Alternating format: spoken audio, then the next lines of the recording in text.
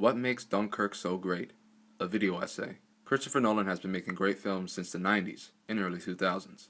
From Memento, Prestige, The Dark Knight trilogy, Interstellar, and most recently Dunkirk, he has made some of the most talked about films of this generation.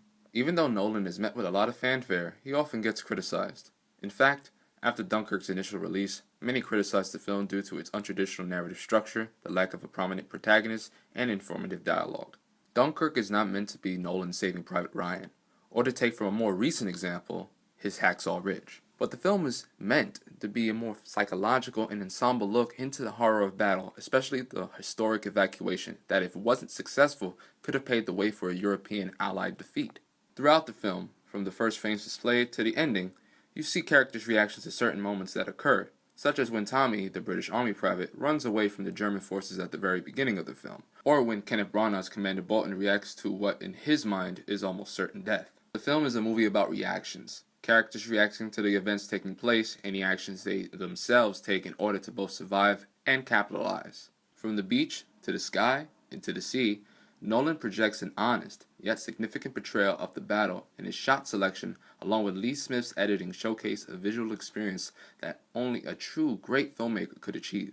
Accompanied by Hans Zimmer's brilliant score, the film moves like a musical piece. The editing, combined with the score, create the feeling of a 100-minute music video. The film never lets up on its portrayal of the intensity of battle, and you see this with the scenes of the bombing of Dunkirk Beach and the bombing of the British destroyers. Along with the use of Spitfire airplanes, the film leaves you holding your breath, not knowing how the film will conclude, even when it is based on a historical event. Nolan could have made a straightforward war film, one with a protagonist with a lot of lines to say, generic battle sequences, and end it with a typical pre-credit text. But instead, Nolan chose to convey war as brutal as he possibly could, using just visual techniques and implementing things we haven't necessarily seen before, or at least not for a while. While the film might get snubbed at the Oscars this year, it definitely won't be forgotten. In fact, I believe this will go down as one of Nolan's best works, and in time, might even be looked at as a masterpiece of cinema.